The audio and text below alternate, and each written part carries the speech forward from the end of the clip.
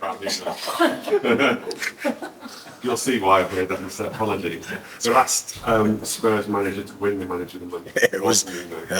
Also in August. He was sacked in November. Yeah. Are you aware of how things quickly can change? And also, do you feel like you're in a honeymoon period? Because we've got like everyone saying they love you, Spider-Man saying they love you, Gareth Bale saying he wanted to play for you, Robbie Williams is singing songs about you. Yeah. You must feel on top of the world. But Yeah. I don't know what you married? Yeah, I don't know what your honeymoon was like, but mine didn't have me losing the greatest player in the history of this football club on the eve of the transfer window, me trying to scramble to get players into the club, fighting for everything I do, mate. That's not what my honeymoon was very relaxed and stress-free and very enjoyable. And I'm well aware after 28 years of the pitfalls of management, mate. Trust me. I've gone into this with my eyes wide open. So if you think that I'm kind of floating along thinking that everything's going to be smooth, but at the same time, there's a reason that this is happening, There's a reason I think people aren't doing it just from the goodness of their heart. They're obviously encouraged by what they see. And I'm not going to dismiss that because that's what we're trying to do, create a football club that the supporters are excited about, that other people are talking about. So, I'm not. I take that as encouragement to keep going down this way. So, but I don't. At the same time, I don't sit here and think that this has come to me and been served on a platter. We've worked hard, mate. Yeah, worked really hard. It's been a really tough period. Nothing like my honeymoon. Are you a kind of guy, though, who when things are going well, which they are at the moment, do you look for where the pitfalls might come? Or do you enjoy it as it happens? Things have been going well my whole career. I've had a lot of success. So, and through that all, I've just focused on one thing, and that is, are my team playing the football I want? Are we training in the way I want? Is the environment the way I like it? And that's what I'm constantly looking at, irrespective of, the short term where there may be challenges because the results aren't there, or the results are there, the demeanour, fairly even in sort of my temperament in dealing with it the same way, and saying just the radar's always up. Because, like I said, when things aren't going well, your radar's up to see, well, are guys going to respond in the right way? Are they, is there something we're missing here? So, and when things are going well, you're looking, well, are guys, are we at the edge we need to be? Are we sort of getting complacent? So it doesn't change the scenario for me. I think, like I said, if you have any sort of longevity in the game, you kind of know that all these things you need to treat with equal sort of measure in terms of not having too many extremes in your reactions to that one way or another. And I think if you do that, then the people you work with and the people you're around tend to follow that lead. That's right. Where did you go on your honeymoon? We did a nice trip of Europe, the usual places, a bit of Paris, a bit of Venice, a bit of Athens. My wife lost her luggage, which meant she had to obviously go and replace that, and then the luggage turned up anyway, so it cost me a fortune, but it was wonderful.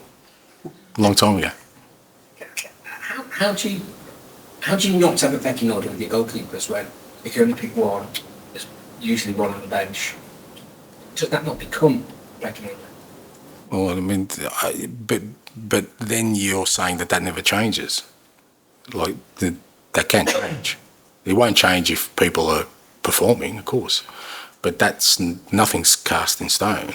Nothing's, I don't go in there and say, well, here's my first 11 and that's it for the rest of the year unless something happens. It's like every week, every day there's a challenge for them to constantly be at their best, or else, somebody will take their place. So that's I just don't think that's the way you kind of set up a team environment to say to this is going to be cast in stone for the rest of the time.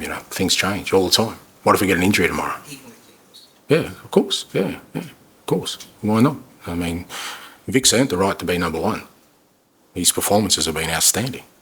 So if he continues in that manner and keeps pushing, and I think having Fraser there and now Hugo there, and he's going to be making sure that, you know what, every day, I mean, Fraser's been outstanding. Like training, he's been unbelievable in the way he's been training, and he was unlucky in the Fulham game. You know, he had a good game there as well. So that's what I want, you know, everyone, because that's what they want. They want to be pushed every day to be the best they can be. Tom. I remember listening to a podcast you did when you were Yokohama manager, and you were talking about how the first 6 months at a club was often quite rocky because you keep trying to change so many things, and you quite enjoy that period. But from the outside here, looking in, just, you know, given that you've lost Harry Kane and what happened on the tour with missing a match because of rain, it doesn't look like it's been rocky at all. What's different? It seemed like a honeymoon, does it, mate? It's still rocky, mate. It's just, like I said, you know, I think people get swayed, and it's only natural, by outcomes, right? So at Celtic, I lost 3 of our first 6. At Yokohama, we were battling relegation. But I can tell you that the same sort of building stuff that I did in those 2 places I'm doing here. The only difference is, mate, you know, the results have been better, yeah, for sure, encouraging, for sure. But it's still, you know, I love this period because there is pretty much a day-to-day uncertainty about where we're at. And that'll be here for the next, I think, you know, probably 6 months, probably a year. You know, everywhere I've been the second years where I've kind of felt like, okay, the team's now really taken hold, you know. But I also understand at this football club I can't go 3 or 4 or 5 months without having results because I won't last. I mean, that's the reality of it. It was the same at Celtic. You know, like I said, we lost 3 out of the first 6. I kind of knew if we were going to be champions, we couldn't lose another game for the rest of the year. I knew that. We didn't. But it didn't make that easy. It doesn't make this easier than the others. This has been just as challenging. You think about our pre-season. I mean, some of you are on the trip. It wasn't smooth, mate. You know, you think about the players we've had to get in and out in this short period of time. It hasn't been easy. You know, new staff, new way of training, new way of playing. But I love it. And I think because I love it, people seem, you know, think that maybe it's easy. It's not. But that's okay. That's a challenge I took on. And if you measure on outcomes, yes, this looks like it's been smoother than the others, but I can assure you it's been just as challenging, if not more challenging, because of the stakes here, you know, in the Premier League. By that rationale, as good as the results have been so far, would you expect that in a year's time, it all goes well and still here, based on what you had in your previous clubs, that it should be even better than it is? Absolutely, it has to be. Otherwise, no point me being here. Has to be. Wherever I've started, I've always tried to finish. Like I said, you know, all the clubs I've stayed for, you know, it's probably 5 clubs in my career where I've had more than sort of a year. The second years have been the years where everything, because then the players already know kind of how we train, the staff are comfortable, we drive the environment, and you can see that me as a manager, I kind of slowly can allow people to take more and more sort of responsibility, autonomy in the way we play, and then they drive it, which then, you know, can really accelerate. That we're still miles away from that. You know, I'm still got firmly my hands on the wheel, mate. Won't let go for quite a while. Just one final question about Destiny Doggy. I mean, he's someone Spurs fans have been really impressed by, and probably wider fans have, because of the impact of himself and Maddison, maybe slightly gone under the radar.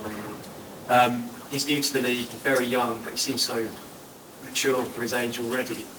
What has impressed you most about him, and are you surprised with how quickly he's having impact? He's been great. I mean, and you know, there's another one for your point. You know, we start off the season with Destiny playing his first Premier League game. Mickey van der Veen had 2 training sessions playing his first Premier League game. Vicario playing his first Premier League game, all starting, you know, in a back 4, back 5. But, you know, within that context, you give guys the platform, the opportunity, and hopefully the belief that will support them, and you get these outcomes. But, you know, that's still a challenge to do that. And I think with Destiny and Mickey and probably, you know, Pape Sarr's probably another one in that boat, as 20-year-olds, 21-year-olds, is to say to them, well, look, you're not going to be judged on your performance in these early games, not by me. So just go out there and play, you know. And I think they've embraced that. They've enjoyed that. They've enjoyed that freedom and belief that, you know, there was nothing that was going to happen out there that was going to say to me that they're never going to, you know, they're never going to be a player at this football club because I was putting them out there. But, you know, for them, it's not easy, like just putting them out there in the Premier League and that, like I said, with that kind of, it wasn't just one I was putting in, it was 3 or 4. And, you know, we spoke about it as a coaching staff. You know, for that first team selection, it could have been easier to go safer, absolutely. But we needed to change, and we needed to challenge things. And, you know, guys like Destiny and Mickey and, you know, these players who, you know, have not just gone in there and sort of found their feet, they've just gone in there and tried to smash it, and that's what I want.